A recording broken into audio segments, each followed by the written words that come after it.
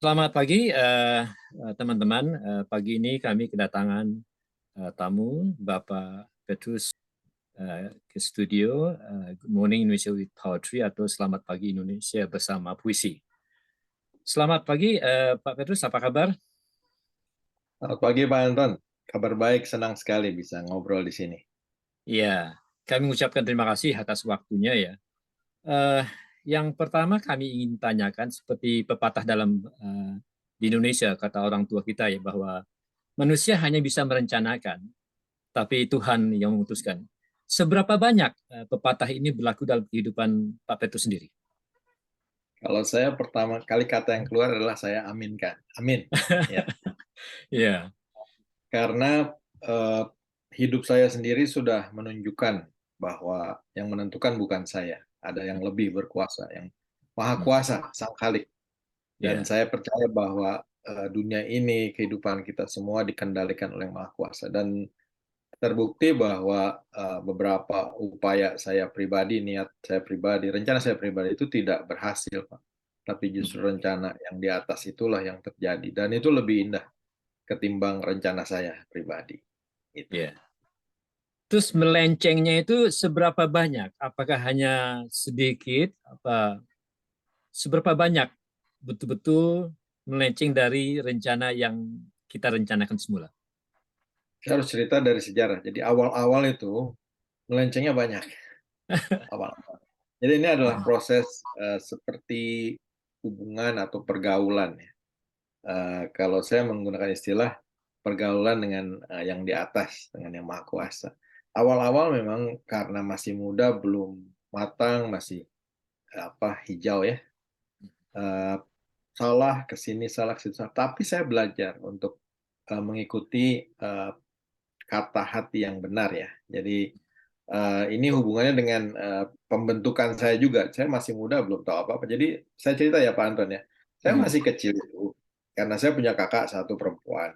Adik saya tuh ada tiga, ya jadi mhm, cukup panjang ya untuk tahun ya, itu ya, angkatan 70, 20-an gitu. Jadi saya sudah sejak kecil punya cita-cita untuk cepat selesai sekolah, cepat kerja. ya. Jadi saya berusaha untuk naik kelas terus, ya saya juga berdoa ya. Naik kelas, lulus, saya pernah hampir tidak naik kelas waktu SMA kelas 2. Jadi ceritanya saya itu tidak suka untuk ilmu eksakta gitu, tapi orang tua memaksakan lah dalam tanda kutip ya. I know Mhm, it's for my best. Tapi saya tuh nakal ya. Jadi saya maunya ilmu sosial gitu. Tapi ya kelas 2 itu diberi kesempatan oleh wali kelas. Kamu kalau tidak menurut orang tua kamu, kamu tidak naik. Jadi saya mhm, juga kuat juga. Ya sudah, saya ambil eksakta deh. Dan saya naik kelas 3 dinaikkan. Ya. mhm, Naik kelas 3 saya bisa lulus, tapi pas-pasan, Pak. Eksakta itu. mhm, Jurusan saya fisika. Lalu saya apply untuk universitas negeri, saya masuk, diterima, Pak. mhm, Di arsitektur. Padahal saya mhm. tuh passion saya tuh di ilmu sosial. Kembali ke Ya, cita-cita saya waktu kecil, saya hanya mau cepat selesai sekolah, cepat kerja, meringankan beban orang tua. Akhirnya saya tidak ambil itu, Pak. mhm, Jadi dulu ada namanya SIPENMARU, Sistem Penerimaan mhm, Mahasiswa Baru. Nilai EPTA nasional saya juga rendah, pas-pasan. Saya masuk gitu di universitas di Penogoro mhm, untuk arsitektur negeri. Wah, itu mhm, bangga sekali. Tapi saya tidak ambil, Pak. mhm, Tapi ya saya ikut ujian di Politeknik UI waktu itu, D3 diploma. Jadi saya memilih cepat sekolah, selesai, cepat kerja. Akhirnya diterima. mhm, Dan saya lulus kuliah diploma akuntansi di UI di Depok dan langsung kerja betul. Dan itu mhm. saya bahagia sekali. Wah, terima kasih pada yang di atas. Bahwa saya itu sudah mencapai cita-cita saya. I'm living in my dream back then. I was only 23, Pak. I've got a Iya, job. iya, iya, Usia 23 di Jakarta bekerja, ya tinggal di Bogor, pulang pergi naik bis. Dan saya mhm, bahagia sekali. iya, iya, And iya. then ya, saya belajar juga ternyata ada hal yang lebih besar lagi. Jangan cita-cita yang sekecil itu. Mhm, Karena saya bilang, you know, apa ya, taruhlah cita-cita setinggi langit. Ya. Sky is the mhm, limit ya kan. mhm, Nah ya sudah saya belajar lah pelan-pelan ternyata memang ada lagi hal lain mhm, gitu.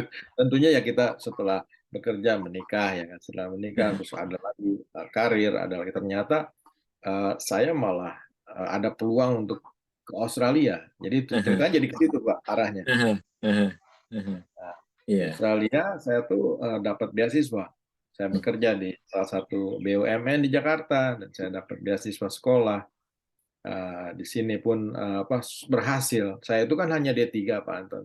aha, Asal tahu aja Pak Anton dan pendengar ya, aha, atau pemirsa, bahwa saya itu tidak punya S1. aha, aha. Saya tidak punya S1 dan menurut strata Indonesia itu harusnya S1, S2, S3 begitu ya. Iya, iya, iya. Saya hanya D3, itu diploma tuh vokasi ya kan Aha, hitungannya, bukan degree. Tapi aha, kok kenapa saya kok bisa masuk ke University Lathrop ini ya, yang saya pakai kaosnya ini. Itu postgraduate diploma atau levelnya di atas S1. mhm, mhm, Nah, itu setelah sekitar 10 tahun bekerja, saya diterima. Akhirnya saya kuliah. 10 tahun setelah saya bekerja, saya kuliah di Melbourne, di Lathrop University, mhm, postgraduate diploma, mhm, honors. Setelah itu saya ambil master hanya berapa bulan, itu mereka upgrade ke PhD. aha. Itu tidak bisa dijelaskan oleh pemikiran saya, Iya, jadi hanya iya, di atas itu. Jadi iya. Petrus ini tidak punya S1, tapi punya honors, Aha, tidak punya S2, tapi punya S3. aha, aha, aha. Nah, setelah itu saya bisa selesaikan S3, tahun 2006 selesai. Mhm, Saya mulai mhm, 2003, 2006 selesai. Lalu saya mendapatkan pekerjaan di Lathrop University, ditawarkan bekerja. Waktu itu memang masih muda, sekarang sudah sangat sulit ya. Uh, and then, saya punya S3. Dan orang bertanya-tanya setiap kali saya diundang jadi pembicara, keynote speaker, ditanya, Anda S1 di mana? Tidak punya. Loh, S2-nya di mana? Tidak punya juga. Tadi punya S3. Itu Pak Anton. Jadi kita merencanakan, Tuhan yang menentukan. Iya, And if you listen to the guy up there, the big iya, boss, you get to the end successfully. iya, Oh, bless. iya, Itu aja pesan saya, Pak. Iya. iya. Jadi betul ya, bahwa Tuhan lebih tahu apa yang terbaik buat umatnya.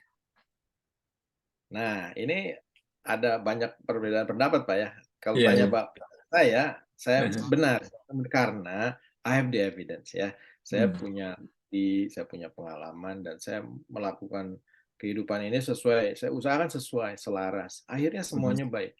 Lompatan demi lompatan itu yang orang tidak pernah menyangka. Dan Iya, saya iya, pernah iya. reuni SMP, mereka bertanya, kok kamu bisa punya S3? Kamu kan dulu tidak pandai. Betul, saya tidak pandai. Saya cuma mau bisa kerja lalu bantu orang tua, itu aja. Iya, iya, Tapi ternyata ada kehendak lain dari yang di atas, dari Tuhan luar biasa. iya. Benar, Dan saya juga, tambahkan nih ya, Pak, ya, maaf. dan juga ini, maaf ya, Pak Petrus, bahwa niat baik itu yang mungkin dihitung oleh Yang Maha Kuasa ya. Niat baik itu ya. Itu saja titik tolak dari kehidupan ini. Eh, ya mungkin Pak Anton benar. Kalau menurut saya ini siapa sih? Apalah saya ini ya. Saya ini hanya ciptaan, datang tidak membawa apa-apa, kembali ke sang Khalik tidak membawa. Jadi menurut saya ya sudah selayaknya saya itu membalas dengan kebaikan, walaupun tanpa mengharap balasan. Dan balasan bukan dari orang tua. Orang tua saya kan sudah saya ringankan bebannya kan. Saya sudah kerja itu Iya, saya senang sekali. Saya iya, kasih uang iya, gaji pertama saya ke orang tua, ke ibu saya. iya, Mom, iya, iya. salary is for you. Terus setiap bulan Hmm. saya selalu kepada orang tua. Nah, saya tidak tahu Pak ya, ada juga sih orang yang udah merasa baik gitu kan, tapi kok nggak dapat-dapat gitu. Ada juga. Iya, Ini yang mana faktor? Entahlah, kalau menurut saya perubahan sikap hati yang Pak Anton sampaikan ya, iya, memang iya, niatan yang baik. Saya rasa iya, itu adalah buahnya. Perubahan sikap hati itu adalah buah bahwa hubungan kita dengan Tuhan itu baik. Selebihnya hanya bonus. iya, Selebihnya yang hanya bonus saja. Ya. iya, iya. Kemudian di UI bagian Departemen Akunting di Depok itu bagian dari FEUI atau di bawah? Ya, Bagaimana? jadi ceritanya begini, dulu itu ya Pak ya, UI Hmm. itu lokasinya di Jakarta, di Salemba. Iya. Ada kampus di Depok. Nah, Politeknik ini judulnya dulu namanya Politeknik saja, Politeknik Hmm. atau UI. Dan sudah berada di Depok sudah sejak lama dan bekerja sama dengan luar negeri, dengan Swiss, dengan Australia. Ya. Nah, UI pindah ke Depok, yang seingat saya itu saya angkatan kedua dari Politeknik UI. Jadi sebelum-sebelumnya Politeknik sudah ada bertahun-tahun. Begitu angkatan saya tahun 87, itu angkatan kedua saya menjadi Politeknik UI. Jadi UI sudah 2 tahun di situ pada saat saya masuk. Mhm. Tidak lama kemudian berpisah ya, Mhm. keluar Politeknik dari UI. UI punya sendiri program vokasi, Politeknik mengganti nama dengan Politeknik Negeri Jakarta. Mhm. Jadi saya Mhm. beruntung, saya masih punya logo UI-nya waktu Iya, saya di iya. situ. Iya, Setelah iya. beberapa tahun kemudian sudah tidak ada, hanya Politeknik Negeri Jakarta. Mhm. Mhm. Kemudian saya mengalami kesulitan nih. Saya pikir selama ini nama Pak Petrus itu Petrus Usmani. Ternyata ada konsonan J-nya di belakang. Saya mengalami kesulitan Betul, dalam pengucapannya ya. Itu bagaimana itu ceritanya? hampir semua orang, departemen, negara-negara juga salah tulis. Selalu Usman Ji. J-nya di depan, I di belakang. Sebenarnya Usmani itu, Pak, itu dari ejaan Belanda ya. Kalau Pak Anton sejarah kan tahu Indische Party, itu Iya, iya, party iya, itu iya. J, Pak ya. Iya, iya, iya. Kurang lebih sama ya. Party itu Usmani itu sebetulnya huruf Y tapi ejaan dibawa dari kakek moyang saya NIJ Usmani. Ada Mhm. juga orang yang hanya menggunakan tapi bukan orisinil Pak ya. Saya orisinil Iya. bukan KW ya, Iya. asli. Jadi NIJ itu yang asli. Kalau ada NI saja itu dipertanyakan dari mana asalnya gitu ya. Iya, iya, iya, iya. Nah, Iya. Kemudian suka duka bekerja sejak 2006 ya sebagai auditor di NGO Nusa Tenggara Association itu berpusat di Canberra. Saya kaget melihat bahwa daerah tersebut daerah yang termiskin di Indonesia dan termasuk juga di dunia. Bagaimana cerita sampai seperti itu ya? Saya juga sedih melihatnya ya. Iya betul Pak, ini memang cukup menyedihkan dan justru saya tuh semenjak pindah ke Australia lebih banyak memikirkan saudara-saudara kita yang di daerah timur, di daerah Iya. yang sulit air terutama ya. Jadi NTT itu salah satu daerah yang kering, mungkin lebih kering dari daerah kering di Australia. Eh, Sangat menyedihkan. Jadi ada salah satu LSM atau NGO di Canberra yang bernama Nusa Tenggara Association atau NTA ya. NTA itu sudah sejak 90-an. Jadi sekarang mungkin sudah usianya 30-an tahun lebih, Pak. Sudah Hmm. lama. Berevolusi, dinamikanya cukup tinggi. Dulu ada namanya AusAid. AusAid itu Hmm. mendanai untuk proyek-proyek kemanusiaan sosial di seluruh dunia. Nah, salah satunya nih Nusa Tenggara Association (NTA) itu dapat dana juga dari AusAid ya. Nah, pasang surut kadang dapat, kadang tidak. Nah, 2006 itu saya diminta oleh presidennya NTA, yaitu Profesor Colin Barlow dari ANU. Hmm. Kami butuh bantuan untuk bidang keuangan. Kebetulan latar belakang saya akuntansi. Dan Hmm. ya dari Politeknik UI, kemudian saya ambil postgraduate diploma juga accounting. Hmm. Lalu saya menulis doktorat saya juga accounting system. Jadi dia mengetahui itu dan minta saya untuk membuatkan desain untuk sistem keuangan NTA karena NTA sudah diminta oleh pemerintah Australia, Anda sistemnya terlalu tradisional, cash basis ibaratnya. Hmm.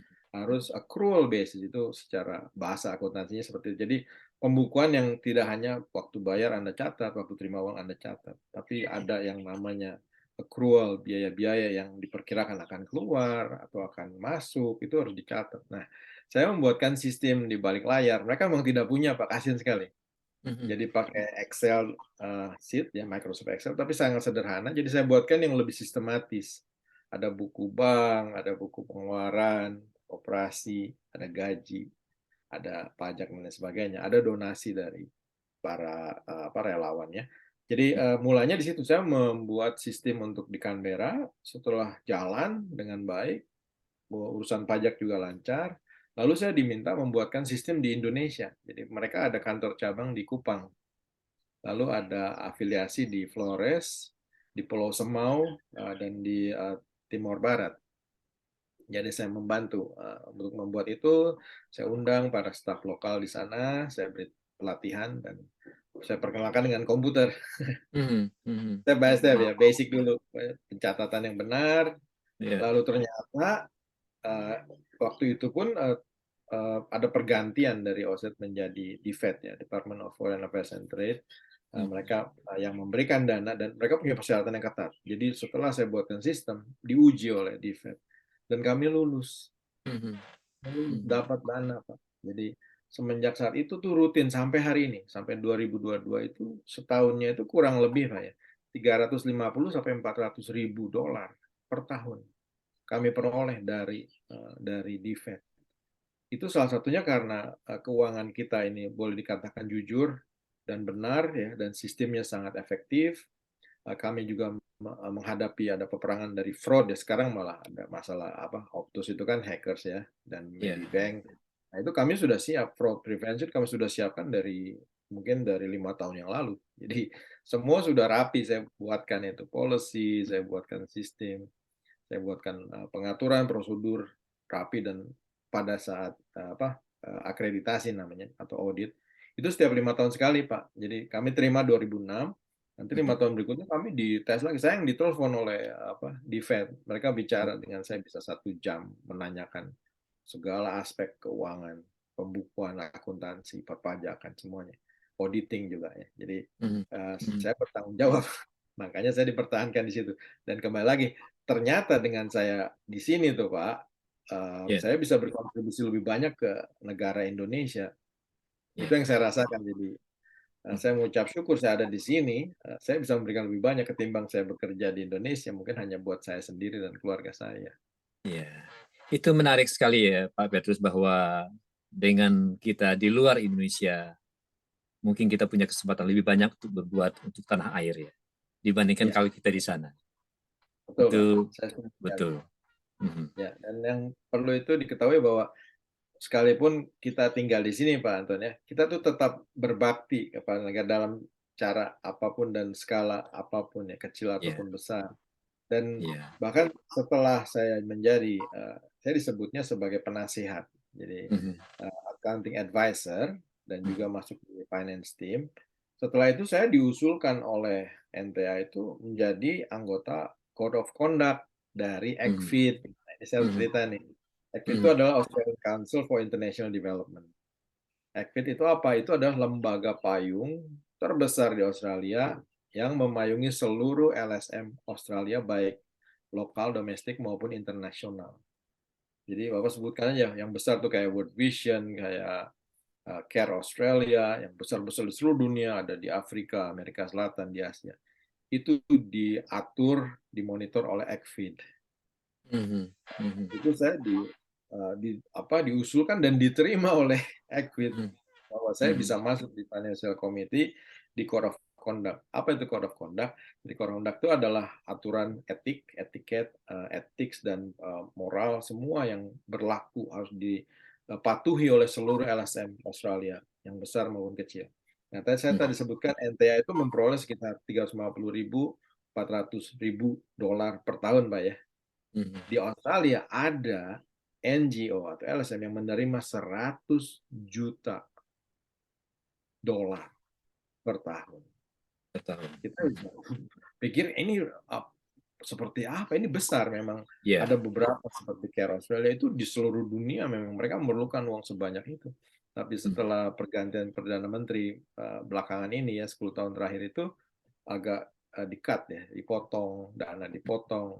Untuk yang besar-besar itu mereka cukup menyedihkan potongannya, cukup besar. Tapi mereka beralih ke sektor swasta. Untuk NTA, kebetulan tidak ada potongan yang terlalu signifikan. Kami tetap stabil. Tapi yang besar-besar dapat pemotongan besar dari pemerintah. Nah, jadi saya bekerja di ECFID itu sebagai anggota dari Code of Conduct yang kita dealing dengan kasus-kasus NGO dan tanda kutip nakal, Pak ya. Jadi misalnya nakal ya misalnya abuse ya. Jadi emotional abuse misalnya di suatu negara di Asia Tenggara. Jadi orang-orang ini terlalu kasar gitu bicaranya mungkin ya. Jadi itu dibahas, nanti ada komplain, nah kami akan bahas di komite kami gitu, Pak. Kemudian dengan adanya ACFID ini, tentu pernah ada ya terjadi pelanggaran yang serius dari NGO dari Australia? Banyak. Jadi ini semua konfidensial ya. Tapi saya boleh cerita bahwa pelanggaran ada di mana-mana. Iya. Jadi pelanggaran secara misalnya Pak ya, misalnya kalau Anda tidak mengikuti aliran dari NGO kami adalah basisnya religious base gitu ya. Anda tidak dapat bantuan gitu. Hmm. Jadi datang ke Asia Tenggara, oh Anda tidak mau ikut religious base kami, Anda tidak dapat bantuan. Itu ada yang komplain. Jadi masyarakat setempat komplain dan kami proses, kami panggil semua. Hmm. Ini tidak benar. Kita punya code of conduct. Jadi mereka kena sanksi. Akhirnya nggak dapat dana dari DFED. Atau ini Pak, contohnya Pak ya, iklan. Mungkin Pak Anton atau penontonnya pernah lihat ya, ada iklan di Afrika gitu ya, kurus-kurus gitu ya, orang anak-anak kurus ya di pojokan rumah, lalu ada orang kulit putih datang memberi bantuan. Itu tidak boleh. Jadi itu menunjukkan superioritas dari Iya. kulit putih pada kulit hitam. Nah, kami tolak, banyak sekali video yang mereka pasang, kami minta dicopot, tidak boleh lagi. Semua kesetaraan. Hmm. Satu, ras. Kedua, gender. Harus ditonjolkan wanita juga, jangan pria saja yang memberi. Iya. Ya, ada wanita juga. Atau perempuan. Nah, kemudian anak-anak juga harus disokong melalui pendidikan. Jadi keseimbangan pendidikan, kesehatan, tentunya pengangguran juga diatasi ya, dan kekurangan air dan lain sebagainya itu harus tetap diupayakan. Jadi itu yang kami awasi Pak, pelanggaran-pelanggaran besar banyak sekali, dan kami tidak tanggung-tanggung, kalau panggil dan kami beri sanksi penalti. Ini akan mengalami kesulitan untuk minta uang lagi ke DFED gitu. Jadi memang bukan rahasia umum lagi ya. Pemerintah Indonesia sendiri pun juga curiga tidak semua NGO yang punya niat baik ya. Dan memang Ya, beralasan ya. ada alasan betul. Jadi di Hmm. lapangan itu Pak, yang terjadi tidak seindah yang diiklankan di TV. Iya. Dan oleh karena itu kami juga mengharapkan masyarakat setempat juga ikut berbicara, seperti kepala desa atau wali kota, bupati, even gubernur juga, atau orang-orang lokal itu untuk menyampaikan pada kami. Kami Hmm. juga turun ke bawah. Nah, misalnya contohnya NTA ya, NTA itu di let's say di Pulau Semau ya, di pedalaman di daerah Kupang. Nah itu kita tanya ke bawah gitu, karena kami nggak bisa langsung untuk menggarap misalnya bantuan pertanian, bantuan membuat MCK ya, WC, toilet dan sebagainya. Itu kami kan nggak kerjakan sendiri Pak, harus ada partner di sana. Nah partner di Ya. sana itu yayasan biasanya. Yayasan ini yang kami perhatikan Hmm. betul-betul, dan mereka melakukan pengawasan yang benar, eh, atau melakukan tugas yang benar ya terhadap proyek-proyek ini. Jadi kami menyerahkan pada yayasan, tapi yayasan ini apakah sudah sampai ke bawah ya, seperti itu ya. Jadi iklan itu indah sekali kalau kita lihat. Kalau tanpa kita datang ke sana, kita akan beranggapan oh semua bagus, kita nggak perlu bantu. Tapi yang lebih penting adalah sampai tidak dana ini ke bawah. Nah kami kalau NTA itu selalu cek 2 tahun sekali, kami datang, kami panggil yayasan, kami turun ke kelompok-kelompok petani. Hmm. Dan setelah sekian puluh tahun kami belajar bahwa nggak bisa membantu satu keluarga petani, satu keluarga peternak, tapi kamu harus membantu satu keluarga dikelilingi oleh 10 atau 9 petani lainnya yang mengawasi. Jadi Hmm. peer pressure itu juga penting ya. Dan untuk yayasan atau yang kontraktor yang bantu kami, itu pun kami awasi dengan ketat. Jadi misalnya Pak, ini kok bolak-balik ada biaya pengiriman semen gitu. Ini biaya lagi semen, masa ngirim semen bolak-balik gitu sekali aja cukup Iya. kan Pak? Ya Iya. on gitu misalnya ya, semen gitu ya. Apakah mereka harus bolak-balik? Jadi sekali balik itu Rp500.000 ya, Iya. $50, tapi kalau 10 kali kan jadi 500. Iya. Jadi yang Hmm. akal-akalan gitu ya kami tangkap. Iya. Hmm. Itu contohnya ya. Jadi memang kenyataan di lapangan seperti itu, dan perlu juga pengawasan yang melekat. Walaupun kami di Australia, kami itu tetap berusaha untuk cari mekanisme agar pengawasan betul-betul ketat. Iya. Kan nantinya dicek juga oleh DFED. Hmm. Dan mereka juga terima komplain dari luar, kan mengkonfirmasi dengan kami ya seperti itu. Nah pada saat saya di-Equid, saya bagian yang ya kami discuss dengan para lawyers. Jadi ada lawyers, ada accountants, ada ahli NGO. Kami diskusi, kami bahas setiap kasus dengan dokumen, dengan ada rekaman wawancara dan segala macam, Pak. Seperti di persidangan. Iya. Hmm. Kami putuskan, ya ini harus disanksi, ini Hmm. harus ditunda, nggak perlu dapat uang dulu. Gitu. Hmm. Kemudian apa andil pemerintah Indonesia dalam hal ini? Bantuan dari luar negeri, dari Australia, ada Ya, pengawasan ya dari pihak Australia sendiri. Apa andil dari pihak Indonesia sendiri dalam mengawasi penyelewengan kemungkinan terjadinya hal-hal seperti yang tidak diharapkan? ya. Kalau kegiatan LSM Australia di Indonesia itu independen, Pak ya. Hmm. Sekalipun kami sebelum masuk ke NTT, kamu istilahnya bahasa Jawanya itu Pak, sowan dulu ya ke Pak Hmm. Sekda, sekretaris daerah, atau gubernur, bupati, atau wali kota. Peran dari mereka mungkin ya mereka hanya menyampaikan gitu ya kepada kepala desa atau kepada kelompok-kelompok ormas di sana bahwa ini akan ada ya dari Australia. Nah, jadi mereka membukakan pintu untuk kami masuk. Dan kami juga membawa bendera negara Australia. Jadi eh, jangan sampai karena kami yang bawa uang kami merasa lebih berkuasa gitu ya, petantang-petenteng lah bahasa orang Jakartanya. Tetap Ya. kami sowan dulu ke Pak Gubernur, Sekda, ke apa, even apa wali kota dan bupati kami datang, kepala desa, ya kami berbicara sampaikan niat-niat kami dan sampai akhirnya ya kami di suatu tempat yang sama itu Pak sudah 30 tahunan gitu. Dan Hmm. mereka sudah biasa kami keluar masuk. Eh, saya kurang tahu persis ya kalau dari pemerintah mungkin ya ada juga kerjasama dengan pemerintah pusat Jakarta. Ada beberapa grant atau dana hibah yang Hmm. kami juga apply dan mendapatkannya. Itu mungkin itu ya dari pemerintah so far yang kita dapatkan adalah dana-dana hibah, terutama untuk air, Hmm. terutama untuk padi ladang, Pak, karena di sana air kurang ya. Jadi untuk Ya. sawah yang berlimpah itu impossible di sana. Jadi Ya. kami ajarkan teknologi menanam padi, padi kering, menangkap air hujan, tapi rasanya itu beras itu sama dengan beras yang nomor satu. Ya. Ya. Ya. Ya. Kemudian ini pertanyaan terakhir Pak Petrus ya. Dari dulu saya kurang pasti ya, Pak Petrus ini dari Batak, dari Ambon, dilihat dari bakat musiknya. Ya, Bukan ya, rahasia dari mana sebenarnya? Dari Ambon apa dari ya. Batak atau bagaimana? Saya buka rahasia aja. Jadi nama Usmani itu hanya ada di Ambon.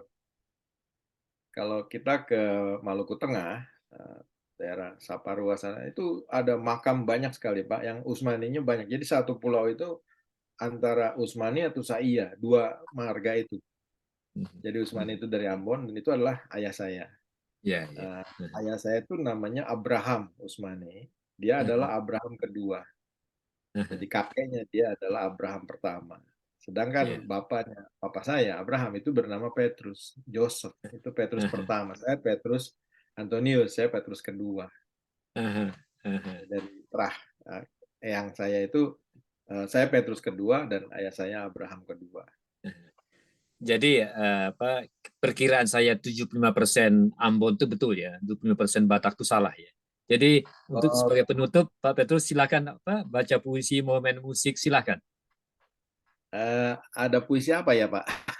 Silakan pilihan sendiri atau mau nyanyi kan saya masih ingat apa Pak Petrus kan main musik gitar waktu peluncuran buku Busyah ya.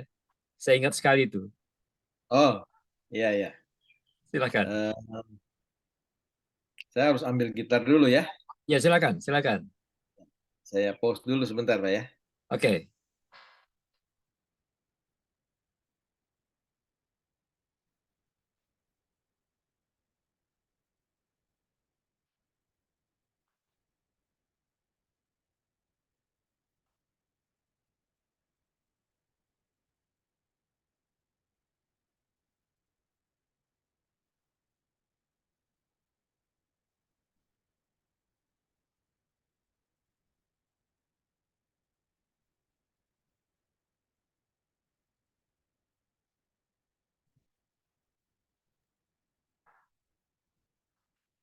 Wah, kalau lagu ini, lagu apa ya? Silakan Saya kan apa nggak saja yang aja ya, saya nyanyikan Pak ya. Petrus mau nyanyi.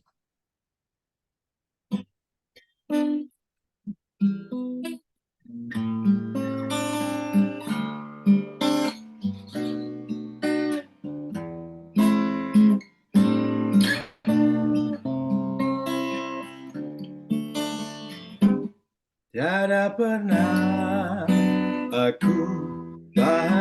saja sebahagia ini, oh kasih. Sepertinya ku bermimpi dan hampir tak percaya hadapi kenyataan ini. Belai manja serta kecup sayang kau curahkan penuh kepastian hingga mampu menghapuskan luka goresan cinta yang tak lama sudah menyakitkan. Kau terangkan gelap mataku, kau hilangkan resah hatiku, kau hidupkan lagi cintaku yang telah beku dan membiru. Kini tetes air mata haru menghiasi janji yang terpadu. Tuhan jangan kau pisahkan apapun yang terjadi. Ku ingin selalu dekat kekasihku. Ku ingin selalu dekat kekasihku.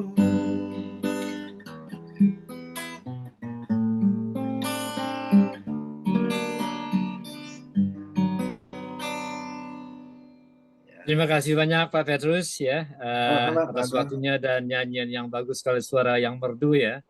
Dan sekali lagi terima kasih dan sampai jumpa di lain kesempatan. Terima kasih, Pak Anton. God bless. Terima kasih.